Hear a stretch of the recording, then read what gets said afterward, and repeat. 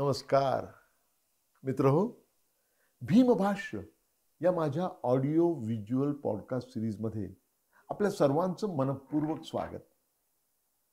भीमभाष्य या दृकश्राव्य महामालिकेमध्ये महामानव डॉक्टर बाबासाहेब आंबेडकरांच्या बहुआयामी प्रतिभेचे तब्बल 25 आविष्कार, तब्बल 25 पैलू मी आपल्या सर्वांसाठी उलगडून दाखवणार आहे.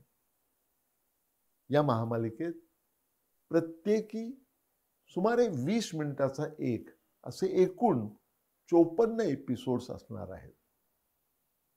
या माध्यमातून डॉक्टर बाबासाहेब आंबेडकरांचे विचार, त्यांचं कार्य, त्यांचं तत्वज्ञान आणि सगळ्यात महत्त्वाची गोष्ट म्हणजे त्यांनी आपल्या देशाबद्दल जे स्वप्न पाहिलं होतं ते स्वप्न मी आपल्यासमोर सादर करणार आहे. चला तर पुढे जाऊया. मित्रहो, आपण गेल्या एपिसोडमध्ये म्हणजे एपिसोड 40 मध्ये पाहिलं की संविधान सभेची निर्मिती करायला तब्बल 12 वर्ष वाट पाहावी लागली. म्हणजे पहा की 1934 साली पहिल्यांदा भारतीय काँग्रेस पक्षाने संविधान निर्मितीसाठी संविधान सभा निर्माण केली पाहिजे अशी अधिकृतपणे मागणी केली ती 1934 साली. त्यानंतर बऱ्याच घडामोडी घडल्या आणि त्यानंतर 1946 साली संविधान सभा तयार झाली. या सर्व कालखंडामध्ये डॉक्टर बाबासाहेब आंबेडकरांना 1945-46च्या प्रांतिक निवडणुकांमध्ये पराभवाचा फार मोठा फटका बसला होता. त्यामुळे त्यांची जवळजवळ 100% खात्री होती की कुठल्याही प्रकारे त्यांना संविधान सभेमध्ये प्रवेश मिळणार नाही. कारण संविधान सभेमध्ये प्रवेश करण्यासाठी जे विधानसभा सदस्यांचं पाठबळ आवश्यक होतं ते त्यांच्याकडे नव्हतं. मग अशा परिस्थितीत काय करायचं? डॉक्टर बाबासाहेब आंबेडकर हे गप्प बसणाऱ्यांपैकी नव्हतेच कधी.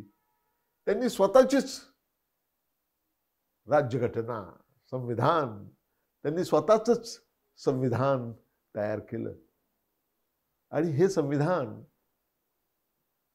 खूप नंतर त्यांनी संविधान सभेला सादर केलं. परंतु हे कधी लिहिलं हे तुम्ही लक्षात घ्या. ज्यावेळी त्यांची अशी खातरजमा झाली होती की त्यांना संविधान सभेमध्ये प्रवेश मिळणार नाही, त्यावेळी त्यांनी खूप विचार करून स्वतःच एक संविधान लिहिलं आणि त्याचं पुस्तक प्रकाशित केलं. त्याचं नाव आहे स्टेट्स अँड मायनॉरिटीज, राज्ये आणि अल्पसंख्याक.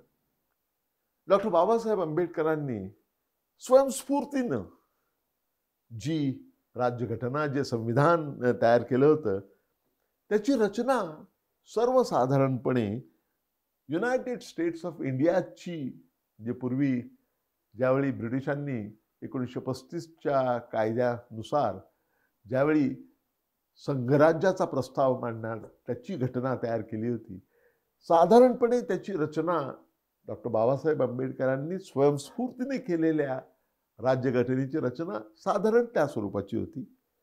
या स्वयंस्फूर्त राज्यघटनेमध्ये प्रिॲम्बल आहे, म्हणजे उद्देशिका, आणि त्याचबरोबर त्याच्यामध्ये 4 कलम आहेत, 4 आर्टिकल्स आहेत. प्रत्येक आर्टिकलला अनेक सेक्शन्स आहेत आणि प्रत्येक सेक्शनमध्ये असंख्य क्लॉजेस आहेत. ही छोटेखानीच घटना आहे, राज्यघटना आहे, परंतु ही परिपूर्ण आहे एका प्रकारे. या स्वयंस्फूर्तीने केलेल्या राज्यघटनेमध्ये पहिलं कलम जे आहे त्याच्यामध्ये 2 सेक्शन्स आणि 6 क्लॉजेस आहेत आणि या सगळ्यांचं फोकस जो आहे, केंद्रबिंदू जो आहे, तो भारतभर विखुरलेली जी 600 पेक्षा जास्त संस्थानं होती त्यांचं काय करायचं, त्यांना कशा प्रकारे विलीन करून घेता येऊ शकेल, तिथे कशी लोकशाही आणता येऊ शकेल आणि जर ते तयार झाले नाहीत तर कशा प्रकारची ॲक्शन घ्यायची, यामध्ये संस्थानिकांना पेन्शनमध्ये पाठवण्याची सुद्धा तरतूद डॉक्टर बाबासाहेब आंबेडकरांनी इथे करून ठेवली होती. त्यानंतर खूप वर्षानंतर आपल्याला माहिती आहे की त्याची अत्यंत उत्तम अंमलबजावणी सरदार पटेल यांनी केली, पण तो भाग वेगळा. तर पहिलं कलम जे आहे ते 600 पेक्षा जास्त असलेल्या संस्थानिकांबद्दल आहे. या स्वयंस्फूर्तीने केलेल्या राज्यघटनेमध्ये दुसरं कलम जे आहे ते त्यामध्ये 4 सेक्शन्स आहेत आणि 12 क्लॉजेस आहेत. त्यापैकी पहिला सेक्शन जो आहे त्याच्यामध्ये तब्बल 21 मूलभूत अधिकार दर्शवलेले आहेत आणि हे जे अधिकार आहेत, मूलभूत अधिकार, त्यांनी जगातल्या असंख्य राज्यघटनांचा अभ्यास करून त्यातले जे सर्वात उत्कृष्ट वाटलं आणि भारतीय सामाजिक आर्थिक राजकीय परिस्थितीला अनुरूप अशा ज्या तरतुदी वाटल्या त्या त्यांनी तिथून एकत्र केल्या आणि 21 फंडामेंटल राईट्स किंवा मूलभूत अधिकार हे त्यामध्ये अंतर्भूत केले. दुसऱ्या सेक्शनमध्ये जर मूलभूत अधिकारांचं उल्लंघन झालं तर काय करायचं याच्याबद्दल तरतुदी केलेल्या आहेत. तुम्हाला मागच्या एका एपिसोडमध्ये आठवत असेल की डॉक्टर बाबासाहेब आंबेडकरांनी ज्यावेळी मोतीलाल नेहरूंनी केलेल्या कॉन्स्टिट्यूशनला विरोध केला होता त्यावेळी ते असं म्हणाले होते की नुसते घटनात्मक मूलभूत अधिकार यांची घोषणा करणं म्हणजे ते अधिकार देणे नाही. ते अधिकार त्याचं जर उल्लंघन झालं तर त्यावर सामान्य माणूस काय उपाययोजना करू शकतो हे असणं महत्वाचं आहे, जे त्यांनी अंतिम घटनेमध्येही केलेलं आहे. त्यांच्या या स्वयंस्फूर्तीने केलेल्या घटनेमध्ये सुद्धा तशा स्वतंत्र तरतुदी आहेत. त्याचे 4 क्लॉजेस आहेत. पहिला क्लॉज जो आहे तो ज्युडिशियल प्रोटेक्शनचा आहे, म्हणजे न्याय व्यवस्थेकडून मिळणारं संरक्षण. दुसरा जो क्लॉज आहे तो अनइक्वल ट्रीटमेंट, जी असमान वागणूक देण्यात येऊ शकते त्यापासून संरक्षण करण्यासाठी काय. नंतर तिसरा जो आहे क्लॉज तो डिस्क्रिमिनेशन म्हणजे भेदभाव याच्यापासून संरक्षण करण्यासाठी आहे. आणि चौथा जो आहे तो जे आर्थिक शोषण होऊ शकतं ते होऊ नये म्हणून सर्वांचं रक्षण करण्यासाठी संरक्षक उपाय म्हणून त्यांनी हा क्लॉज 4 त्यामध्ये टाकलेला आहे. यामध्ये जो पहिला क्लॉज आहे त्याचा अर्थ असा होतो की कुठल्याही नागरिकाला जर सरकार आपल्या अधिकाराचा गैरवापर करत असेल, अब्यूज ऑफ अथॉरिटी, तर त्याच्या विरुद्ध दाद मागण्याचा अधिकार त्यांनी इथे दिलेला आहे सर्वसामान्य माणसाला. दुसरा जो क्लॉज आहे त्यामध्ये प्रोटेक्शन अगेन्स्ट अनइक्वल ट्रीटमेंट, यामध्ये सगळ्या नागरिकांना सारखेच अधिकार असले पाहिजेत आणि त्यांना कायदे कानून, रूल, रेग्युलेशन्स जे आहेत सर्व कायदे कानून आणि नियमांमध्ये समानता असली पाहिजे, समान प्रकारे ते लागू झाले पाहिजेत. तिसरा क्लॉज त्यांचा जो आहे त्यामध्ये भेदभाव यापासून संरक्षण द्यायचा प्रयत्न आहे.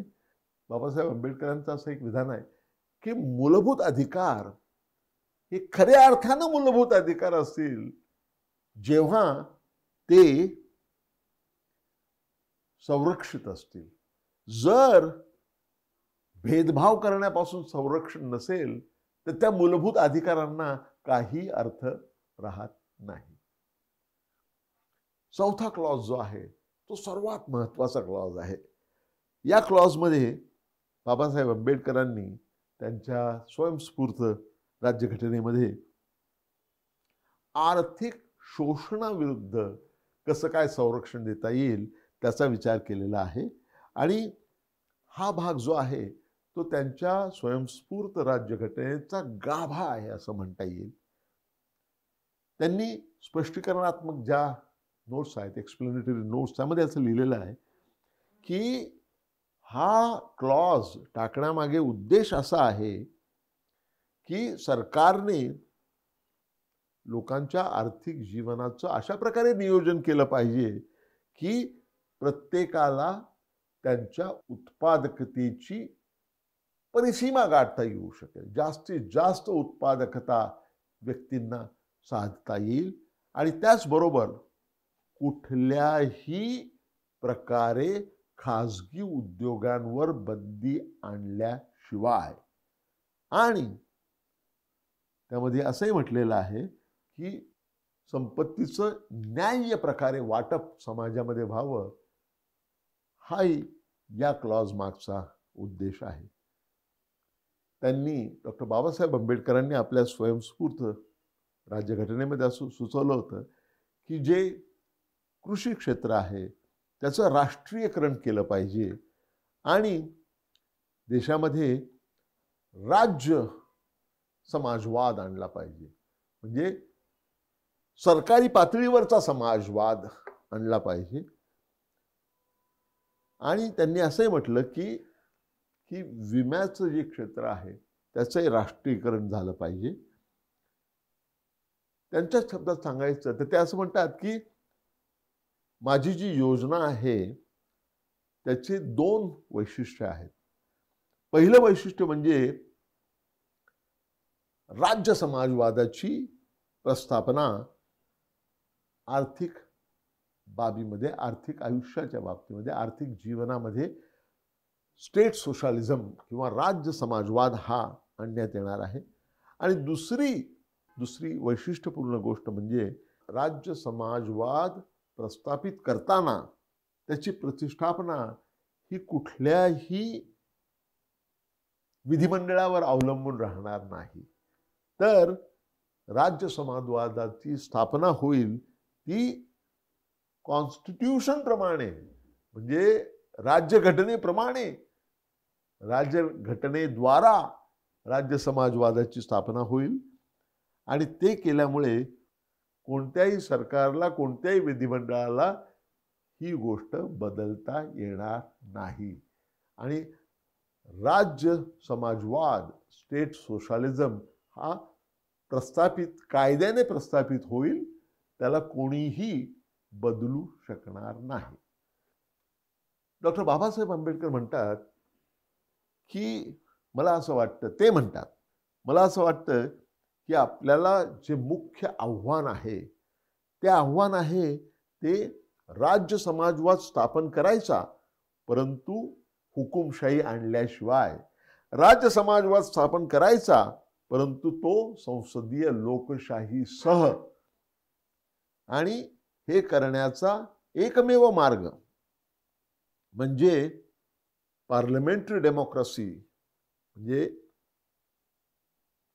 संसदीय लोकशाही कायम ठेवायची आणि कॉन्स्टिट्यूशनचा जो कायदा आहे त्यामध्येच राज्य समाजवादाचा अंतर्भाव करायचा. हे केल्यामुळे 3 उद्दिष्ट साध्य होतात. पहिलं उद्दिष्ट म्हणजे समाजवाद आणता येतो, दुसरं उद्दिष्ट म्हणजे संसदीय लोकशाही आणता येते आणि तिसरं म्हणजे हुकुमशाही टाळता येऊ शकते. अशी तिहेरी उद्दिष्ट त्यामधून साध्य होणार आहे. याच आर्टिकल 2चा जो 3रा सेक्शन आहे त्याच्यामध्ये त्यांनी अल्पसंख्याकांचं संरक्षण करण्यासाठी 4 क्लॉजेस टाकलेले आहेत. पहिला क्लॉज आहे तो म्हणजे जर राजसत्ताच जर सांप्रदायिक वृत्तीची असेल तर त्यापासून कसं संरक्षण देणार.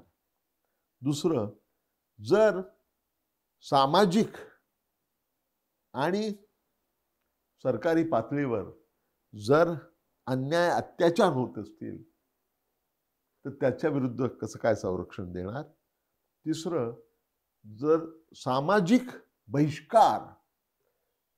बहिष्काराचं अस्त्र हे असंख्य वेळा भारतात वापरलं गेलेलं आहे. त्याही वेळी वापरलं गेलेलं आहे आणि अलीकडे सुद्धा वापरलं गेलेलं आहे.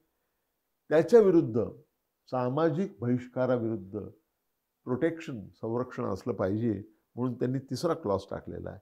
आणि 4था क्लॉज जो टाकलेला आहे तो म्हणजे राज्य आणि केंद्र सरकार या दोघांनाही आपलं बजेट करत असताना, खर्च करताना विशिष्ट कामासाठी अल्पसंख्याकांसाठी वेगळी तरतूद करण्याची सुद्धा सोय असली पाहिजे असं त्यांनी त्या क्लॉज 4 मध्ये म्हटलेलं आहे. 4था जो सेक्शन आहे या आर्टिकलचा त्याच्यामध्ये अनुसूचित जातींना संरक्षण मिळावं म्हणून त्यांनी विशेष तरतुदी केलेल्या आहेत. त्याचे 5 भाग आहेत आणि प्रत्येक भागामध्ये काही क्लॉजेस आहेत. त्यातलं पहिला भाग आहे पार्ट ए. पार्ट ए मध्ये अनुसूचित जातींना गॅरंटी देण्यात आलेली आहे. त्यासाठी 3 क्लॉजेस टाकलेले आहेत. त्या गॅरंटीचा पहिला क्लॉज आहे right to representation in the legislature and the local bodies, म्हणजे विधिमंडळामध्ये आणि लोकल बॉडीजमध्ये अनुसूचित जातींना प्रतिनिधित्व मिळालं पाहिजे, हा एक मार्ग. दुसरा क्लॉज जो आहे तो सरकारमध्ये अनुसूचित जातींना प्रतिनिधित्व मिळालं पाहिजे, हा दुसरा क्लॉज. आणि तिसरा क्लॉज असा आहे की सर्व्हिसेसमध्ये सुद्धा अनुसूचित जातीच्या युवा युवतींना तिथे प्रतिनिधित्व मिळालं पाहिजे, असा हा तिसरा क्लॉज आहे. पार्ट बी जो आहे त्या पार्टमध्ये सरकारवरती काही विशेष जबाबदाऱ्या टाकण्यात आलेल्या आहेत आणि त्यामध्ये 2 क्लॉजेस आहेत. एक आहे उच्च शिक्षणाबद्दल आणि दुसरा आहे इयरमार्किंग ॲडेक्वेट फायनान्शियल रिसोर्सेस, म्हणजे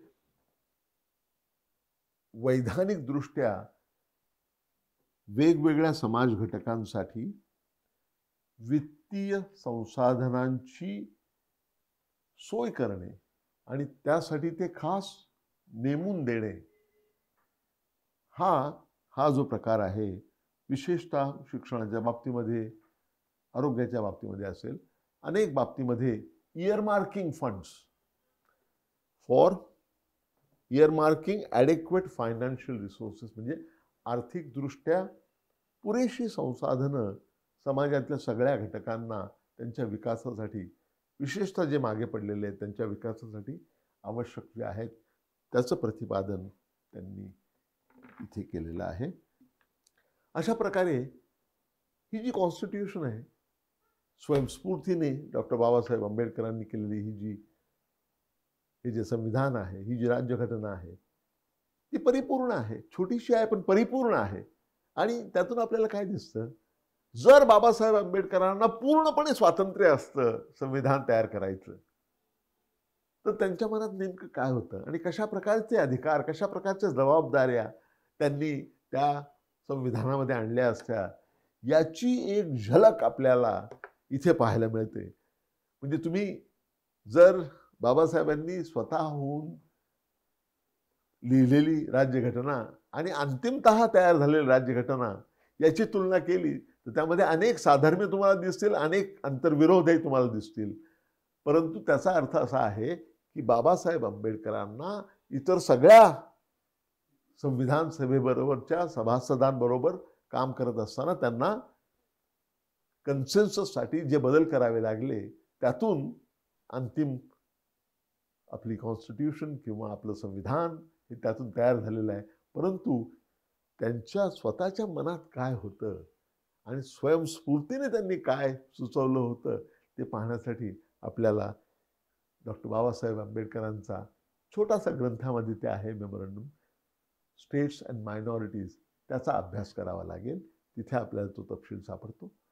आणि मला असं वाटतं की तो तपशील वाचल्यानंतर ज्यावेळी प्रत्यक्ष अंतिम राज्यघटनेचा, संविधानाचा आपण अभ्यास करतो त्यावेळी आपल्याला एक वेगळी इन्साईट त्यातून मिळू शकते. हे महत्त्वाचं आहे असं मला वाटतं. मित्रहो, आपलं हे सत्र आपण इथेच थांबूया. परंतु जाण्यापूर्वी मी आपल्याला सांगू इच्छितो की जर भीमभाष्य ही माझी podcast series, audio visual podcast series तुम्हाला आवडली असेल तर ती लाईक करा, ती शेअर करा, ती सबस्क्राईब करा. पुन्हा भेटूया आपण लवकरच. धन्यवाद. नमस्कार.